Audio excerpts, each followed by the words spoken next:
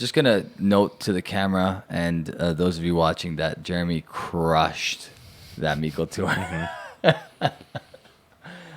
I did crush it. It's gone. Hey, welcome to Super Social Club. I'm Jeremy. This is Whiskey in the 6. I'm Rob. Welcome to the Whisky Rant Podcast. It's a little crusty, It's frustrating. and it's going to be a little bit of a rant. I don't understand it. I don't know why. Some sort of injustice. Anyway, end rant. Hello and welcome back to the Whisky Rant Podcast. I'm Jeremy. I'm Rob. And today we have two heavy hitters. One old school peat bomb. One new school peat bomb? Yeah. I think so. 71 ppm on the bottle, measured at the liquid level. This is the newest release from Glenallachie Distillery, the Meikle Toir, their Toir. peated line of scotch. Now, some have said this is reminiscent of their version of what Octomore is trying to do or has done. Yeah. Some very prominent names in the whiskey community, Whiskey in the 6, once said that this could compete with Octomore. Our boy James compared this Meikle Toir to Octomore. Yeah. Some people have their doubts, like myself, Yeah. and I'm saying that's a crazy thing to say. But we're going to go head-to-head tonight because I brought over one of the best peated scotches ever put into a frosted bottle. Frosted bottle. The Octomore 6.3, the Islay Barley. One of the best peated scotches I've ever tried in my entire life. Yeah. So, quick little disclaimer here, because when I made that comparison, I meant like the run-of-the-mill average Octomore. Yeah, Right. that's true. And then You Jeremy weren't- pulled out the best of the best Octomores to Yes. compare it to, which is fair. I mean, if you're gonna shoot for the Let's- stars, you Yeah, gotta let's go see for how the it biggest compares to the Mac Daddy, the biggest, the most favorite one Right. of all time. And this one was pretty like across the board. Everybody kind of has a soft spot for this Octomore, 258 ppm. That's measured at the barley level, 64% on the dot. 5 years old. It's 5 years old. When was this bottle? 2015? That's a good question. I'll throw it up on the screen. I think around 2015, 2016. Maybe a little bit after that. Yeah, that's probably right. I don't think it says. Doesn't say. Oh, it may say, the barcode. Maybe. There's a barcode on the back. 2009, it says on the bottle. So 5 years after that. So 2013, Really? 2014, No. 2014. Oh, maybe. Yeah. Yeah, that's possible. Definitely possible. Yeah, you're probably right. It's an old school one. Although this Yeah. bottle has been only opened pretty recently, a couple Remember months that ago. deal we got on like a case of these? Yeah, 160 Canadian. It was the best price in the world by a long shot. Yes, and I took advantage and bought quite a few. Still Yeah, have I quite bought a few as well. I crushed 2 of them, and then I think I traded away 1. I That's can't gonna remember what the be- trade was. Hopefully it was something good because I hope so too. Regrettable. So the Meikle Toir. We've talked about this before. We did a Yeah. rundown. We had James on. Yeah. If you haven't seen that podcast, go back, check it out. We did the lineup with this Turbo along with 2 others, the Sherry and what was the other one? the Chickapin. Chickapin, which is a Virgin Oak and ex-bourbon Yeah. combo, something like that. Yeah. Yeah. What's the maturation type on the Turbo? The Turbo is, I know there's both types of sherry, Virgin Oak. Mm-hmm. It's basically the It's like a maturation 10. of the 10. So The- it's Virgin Oak, ex-bourbon, PX, and Oloroso. and I think there's a wine cask in there as well. Okay. And on the Octomore, undisclosed. But I think it uses French oak, maybe, right? Yeah. Oh, it says 2009 limited edition. Oh, yeah, you already said that. If I can find the maturation of this, I will put it on the screen. Yeah. I believe it's French oak, like you said. Local barley on that one. That was the Islay Barley. Islay Barley, yeah. Yeah. All right. Without further ado, let's get into it. Yeah, no particular order. The only thing I guess we can say is it's hard to know what this measured at the grain level. Like But at the barrel level, what is it? at the bottle level, it was 71 ppm, which is very, very high. very high. Because, for example, Ardbeg is measured at like 50 ppm at the grain level. Right. And it Lafroig loses is like 40 at the grain level. Right. And it loses peat as it is distilled and whatever. So essentially, if you were to measure Ardbeg and Lafroig at bottle level, probably would be 2/3 of that. Right. Right. So judging by that math, this is about 100 ppm. Okay. If that's right. If it's not 2/3, if it's half, then it's 140. If it's a quarter, then, so on and so forth. Then it's about the same ppm. So yeah, we're just gonna try both of these and see how they compare and contrast. And, Cheers, dude. Cheers. And we'll see if if you guys have any ground to stand on. Okay, so I comparing want to these know two. if you get this note, and I get it on literally all Octomores. You're on the Octomore. Okay, sorry, let me put this. So it's this almost like a corky wood note on the nose. Man, I just get like grilled everything. I get like barnyard kind of memory notes. It's like it's wet hay, it's like mud, it's dirt, slight manure, but in a good way. So for those of you that don't know, if you followed along the Whiskey Rant for a long time, if you followed on when Whiskey and the Six and Sipper Social Club connect on like lives and stuff like that, you will know that swaying Jeremy's originally established opinion is next to impossible. So if he actually comes out thinking that the Meikle Toir is almost as good, that's a victory. That would be crazy if I said that. Sorry, what was the note that you were saying on the Octomore? I'll try to search for it. It's like a corky kind of wood Corked wood. on the nose only. Yeah. Yeah, there is definitely some oak for sure on this nose. Palate's delicious. Palate's as good as I remember. I mean, it's just sweet. Like sweetness on the Octomores really does blow you away, doesn't it? It How it shines and that's through. kind of what impressed me so much about the Meikle Tours is that okay, this is gonna be challenging to meet that level of sweetness at the ABV difference. There's one's a barrel proof, one is 50%, but yeah, the sweetness level on this 6.3 is out of this world. And I have two Octomores that do not measure up to this in like the least, not even close. The finish Sitting on this the Octomore, it's like hickory smoked meats.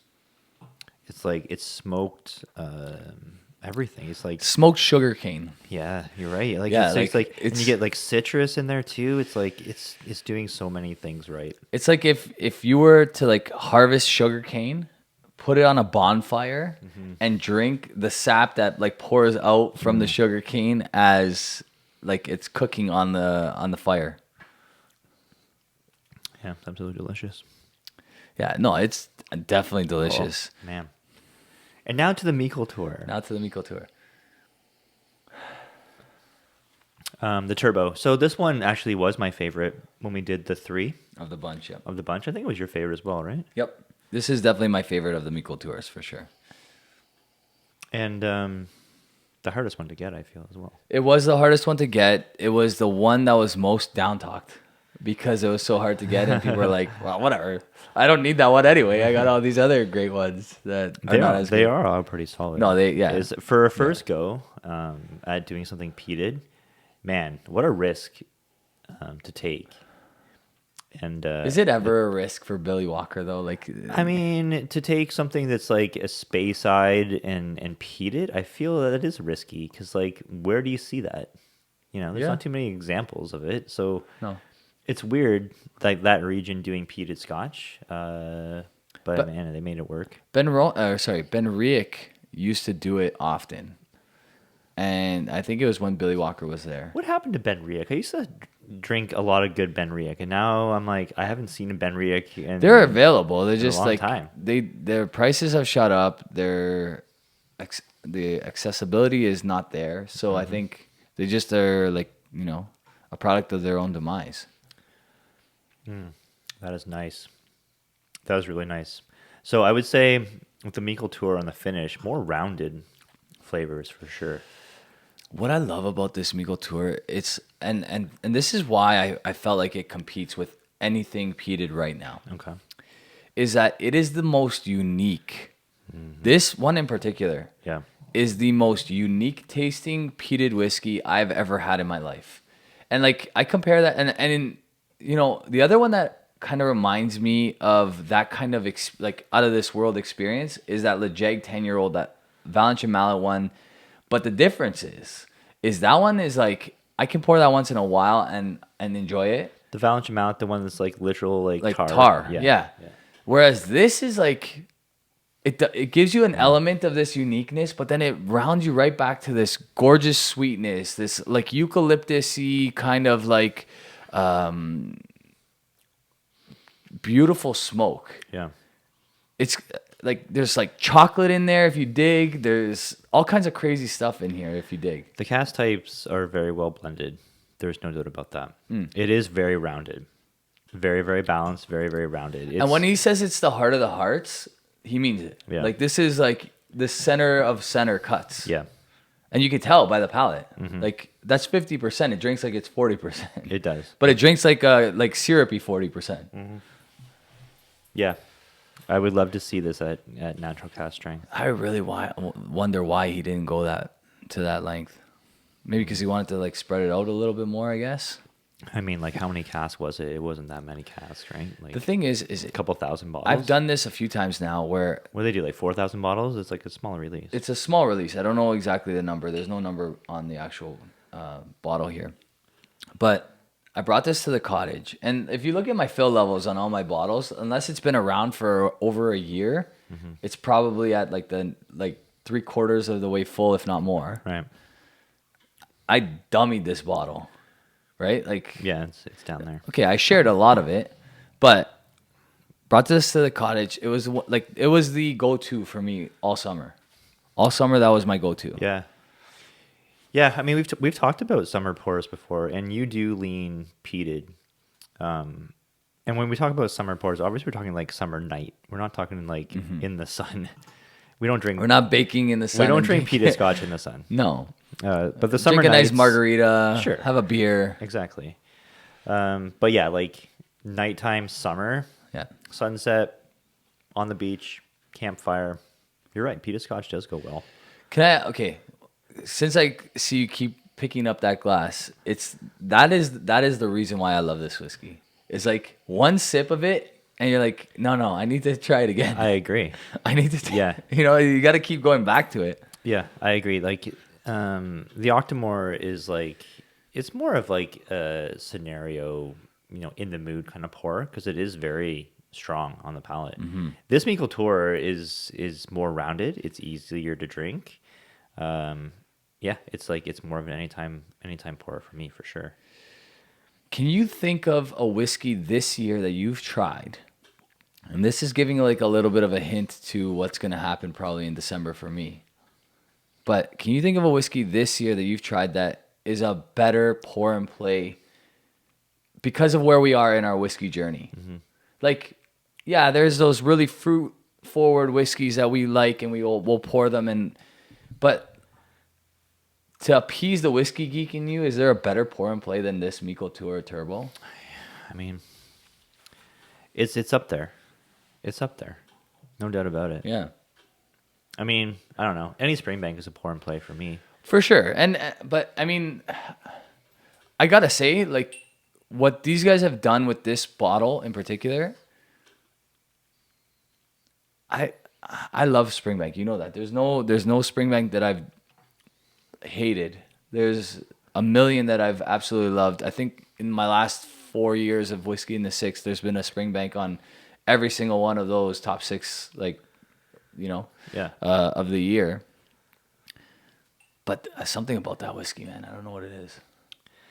It's very enjoyable. Does it compare to an Octomore? I don't think so. I don't think you can really compare it. It's its own thing. It's quite a bit different. I get that it's a high ppm, but Octomore is just Octomore. Yeah, I mean, these are two different whiskeys. The 6.3 is exceptional. Let's not kid ourselves. Yeah, it's an absolute treat. It's just museum whiskey, Yeah, you know. but it took them 6 tries to get this good, And they haven't reached it since then. and they've never achieved that again. No, not although even like the the 7 point. the Okay, 9.3 go ahead. for me does come as close as I've tried. The 9.3 is close. I think the 7.3, if we're honest, is a touch closer because it followed the 6.3 year after. That's what would like why it's not held in the same regard. But I bet you if you put the 7.3 next to the 9.3, you'd be like, okay, yeah, 7.3 all day long. Well, I could do that. Yeah. So Let's you see. should. Yeah. I mean, this 6.3 is amazing. I think this is Meikle Toir's first go at Yeah. this round. I can't wait to see how good it gets. I hope they come out with a cast strength version of this Meikle Toir Turbo. That would be really cool. But imagine how hard that's going to be to get, considering how hard this was to get, True. right? True. All the Meikle. The good news is all the Meikle Tours are great. All the Meikle Tours are a quarter of the price of this. You know, like the Octomore 14.2 that I have there cost me $220 Canadian, and that was the cheapest of the group, Right. right? Yeah. I mean, maybe the 14.1 is the same price. It's not cheaper. This Yeah. is $90. When Octomore got to the 10.1, the prices just went Yeah, crazy. skyrocketed. Because, like, I don't know what was happening, but for Canada, or more specifically Alberta, the price on Octomore was the lowest that we saw in the world. In the world. By a substantial amount. Some By people blame that on by us. By like 100%. Some people blame that on us. Like we were paying 160 Canadian, Yeah. which is about 125 US. But like if you went anywhere else in Europe, you're paying 75% more. Yeah. For the bottle. Yeah. And then everything eventually caught up, and now we pay the same amount as everyone else, I believe. But I don't know what was going on, why it was so well priced here. But I feel like that's where it should be. Yeah. It should be 75% less the price, because at the end of the day, it's 5-year-old Scotch. Yeah. This is 5-year-old Scotch. Did you watch Liquor Hound's review on this? I haven't yet. So I did. yeah. He loved it. Yeah. Absolutely loved it. And he's like, guys, for the price, he was buying this for 50 US That's crazy. at Total Wine. Some guy sent He's me a in- he's in picture the other Texas. day. He's like, because of you, I bought a case of the Meikle Toir Turbo, and thank you so much for recommending it. What a great decision that person made. Honestly, I honestly don't think that this is the most fair comparison, and it's kind of similar. Like, Whoa. no, and this is why. Whoa. This is why. No, let me explain. It's kind of like we just did a rye rundown. Yeah. And the rye rundown had 4 cast strength ryes and 1 non-cast strength rye. Yeah. And both of us picked the non-cast strength rye as Fourth place. Which again is not necessarily the most fair thing, because the power of this Octomore. It's powerful. If you sip this and then go to the Meikle Toir, it's like the first sip is just like rebalancing your palate, and then you have to take another sip to taste it. Yeah. You know what I mean? So it's almost like not fair. Yep. I If agree. this was 50%, would it be to the level of like intensity that you love? I don't think I've ever added a drop of water to Octomore before. That's what I'm saying. It So would this be- is it'd be where we're at. It'd be sacrilegious. I don't think you can. I don't think you It can. doesn't- I think I honestly, think you can, and it maybe would change it, but like the did we raw do power you remember is what what we you scored need. this? Did we score it? I don't know if we did score it. For me, it's like it's a very, very high 80. It's approaching 90. Yeah. I think this is like an 89 for me, Yeah. right? Yeah, I'd be 88, 89 on that turbo. It was my favorite of the Meikle Tours. Mm-hmm. The other ones were probably 2 points less Yeah. or so. I forget what I scored the Octomore 6.3. You know what? This is a 90 for me. But the Octomore for me is I mean, it's like 93. It's up there. It's getting to the point where it's like it's one of those special occasion pours, you know? It is a special occasion pour because Yeah. it's like there's a finite amount. just gonna note to the camera and those of you watching that Jeremy crushed that Meikle Toir. Mm-hmm. I did crush it. It's gone. But it is way more drinkable. The Octomore is, yeah. It's good, man. All of those things have to take enter into the scoring, in my opinion.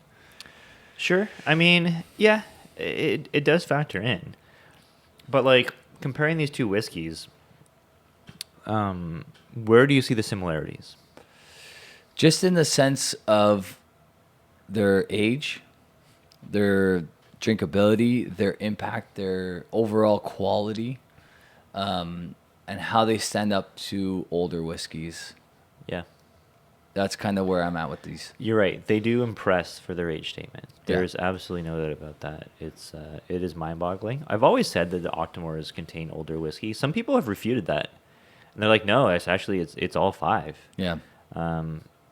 I still don't believe it because I think that for the price point and for the quality and the complexity, I feel like there is older whiskey in here. But I don't know.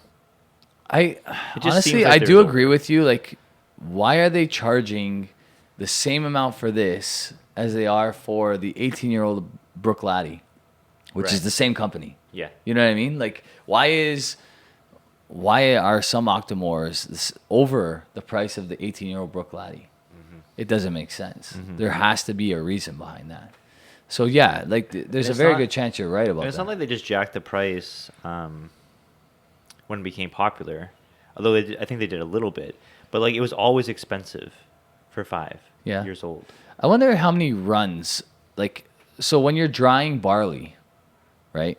It probably takes a certain amount of time to infuse up to 50 ppm. So how much longer does it take to infuse up to 100 ppm? And then how much longer than that does it take to get to 200 and whatever the hell this is? Yeah. You know what I mean? So I think it could be, price could be just how long it takes to put out this product. Yeah. You know? I feel like people have sought out the answers, and maybe they've got the answers. I just don't know. Maybe it's our process for malting this barley with the peat smoke is way more labor intensive than anything we've ever done in our lives. Yep. And that's why the price is where it is, but it is 5-year-old whiskey. Maybe that's the case. I think that's part of it. I think the fermentation is a ton longer on their Octomore stuff than it is on any of their other stuff. Right. That's part of it too. That's where you get all that sweetness. That's where the sweetness is coming from. Mm-hmm. That extra fermentation, the extra length in peating and all that other stuff. And maybe they just do cut it super tight, right? They cut it tight, and that's probably where he got the idea for this, Billy Walker. They all know the trade secrets within the Yeah. I'm sure he spoke to what's his name from Bruichladdich when he was there. The guy that's at Waterford now. Yeah, no, not the one that's at Waterford. The master distiller that was at Bruichladdich before. He's all over the place now. He's dabbling in helping out different distilleries. But leave us the name in the comments, or we'll put it up. I'll find it and I'll put it up. Yeah, we should really. We should know this. We do know it. We do know it. But we've had too much Octomore and Meikle Toir. Yeah, and we did a rye rundown before this. This is whiskey 5 and 6 cask strength that close to cask strength that we've tried today. Yeah. Man, that Meikle Toir, every time I try it, impresses me though. Mm-hmm. Every single time. Yeah, very, very good. I would buy a case of this at $90 a pop. If you guys missed out on the first run of Meikle Toir, don't fret because they are releasing more of this stuff. Yep. It's going to be a regular core range thing. Yep. It might be different. Each release could be a little bit different. There is a new turbo coming out. So there you go. So it's going to keep coming out, and it could keep getting better and better and better as they refine it and learn from what they did, because this is the first go. Yeah. And we're drinking an Octomore 6.3. Yeah. Yeah. I feel like the turbo is the 0.3 series. Right. that's the line to pay attention to. Most heavily, or because he obviously, this is close to Billy Walker's heart. It's the cut. He wrote it right on the bottle. The heart of the hearts. It's 71 ppm. It's the highest in ABV, I think. I think they're all 48 except for this one. This one's 50, if I'm not mistaken. They're all here, but I'm pretty sure they're all 48. I thought they were 46. I'm pretty sure they're 48. Go check. It's right Yeah. there. So yeah, like they're gonna keep releasing these Meikle Tours, and I mean they could mix up the cask maturation of them each time as well. I don't know if they're gonna stick with what they got. Yeah. So get closer to this mic. The original is also 50, and then Okay. the Chinkapin and the Sherry are 48. Okay, nice, Yeah. yeah. So there's all that. So Octomore 6.3, as good as you remember it. It is, but it does have that note that I thought was just something that was happening to me in the newer Octomores on the nose that I'm not loving. It's this like How corky, dare you say anything negative about this bottle? How dare you? It's like this corky, like wood kind of weird, like musty note on the nose. But it goes away quickly, and then it's like replaced with all kinds of like sugar cane and smoked sugar and brown sugar and all kinds of crazy stuff. This is what heaven smells like when you're a Scottish peat lover. You just get there and it's just Octomore 6.3. You missed it into the air. William Wallace's Paradise. That's right. It's Octomore 6.3 and William Wallace.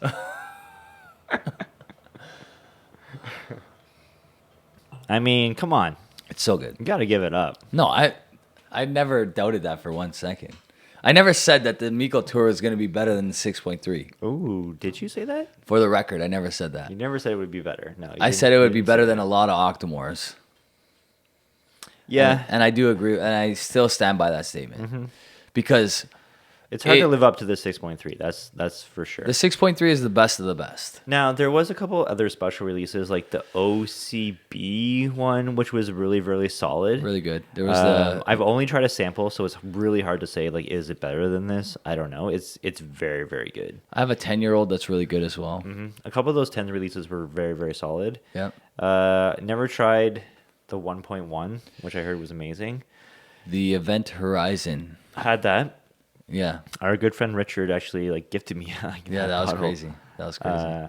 What an amazing human being for doing that. That was very nice. That was a 10-year-old like sherry Octomore. Was it 12? It was 12. It was 12. It was 12. Yeah, It was sorry, my 12. bad. 12-year-old sherry Octomore. Yeah. Very, very good. Yep. That was a really nice one. But yeah, I don't know. I think there's the 6.3. What's this going to look like at 12 and 15 years old? Ooh, I don't know. It can't get that old though, because you lose your peat. You lose the peat, but like, I mean, Lafroig does it. Ardbeg does it. Look at Lafroig 18. Lafroig 18, the old green tins. Apparently, the new Lafroig 10 Carchis is unbelievable. Everybody keeps telling me. The new Lafroig 10-year-old Carchis. And what one was that again? It's the newest one that's like a combination of sherry casks. What's it called? Cask favorites. Cask favorites. Cask favorites. Yeah, you're right. It is 10 years old. A bold combination of flavors from casks of our two previous releases, 2019's Triple Wood and 2021's PX, Oh, cool. bottled at cask strength of 52.4% ABV. So that's interesting. So it's like a cask favorites, and they've combined Triple Wood and PX together. Interesting.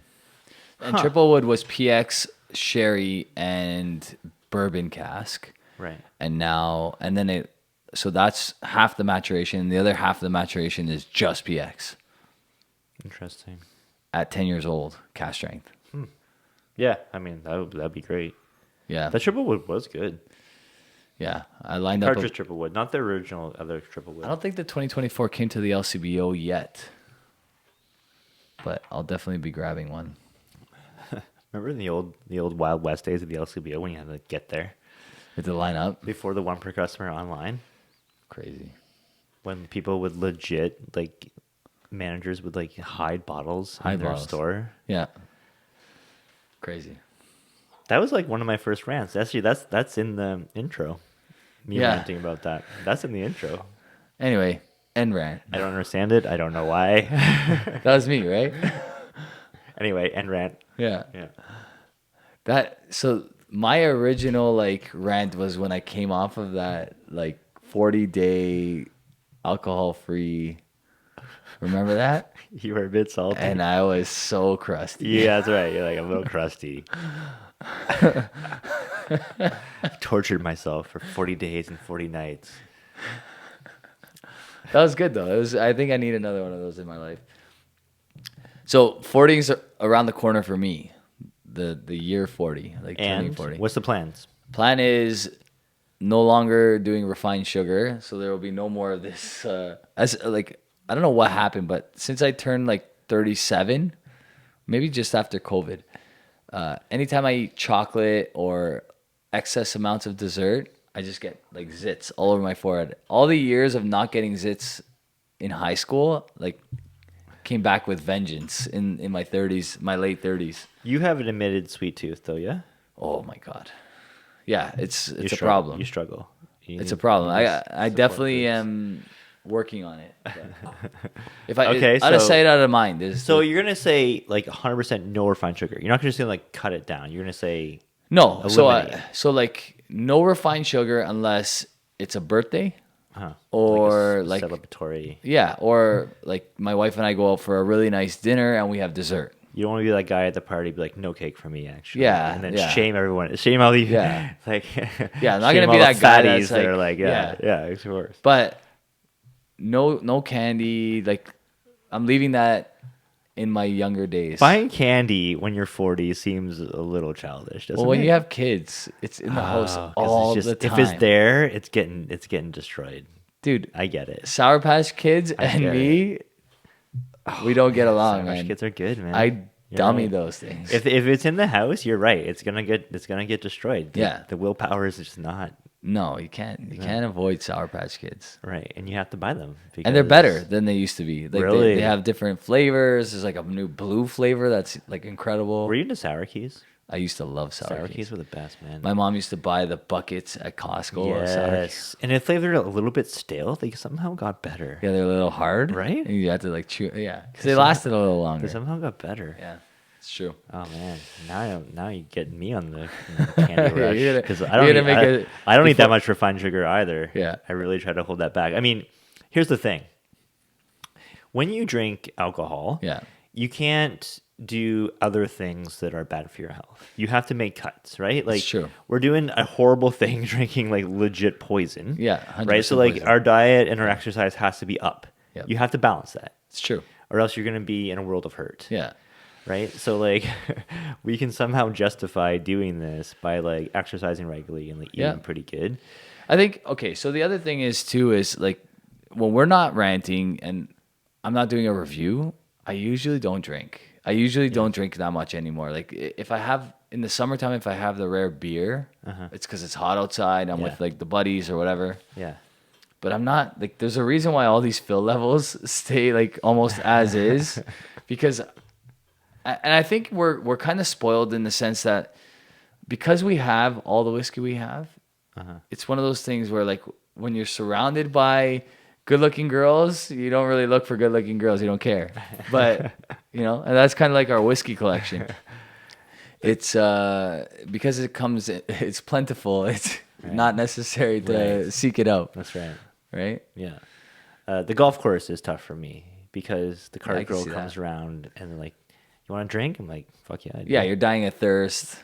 You need that drink. But there's nothing better than like playing around in golf, cigar, beer, whatever. yeah. Beautiful day. Yeah. I try to limit my weekly consumption of alcohol to 4 ounces. And that's very difficult when we do like our long, like multi-pour. But then again, even when we're doing our multi-pour rants, It's very small. how many pours. sips are we taking out of Exactly. each glass? Not much. But, Yeah.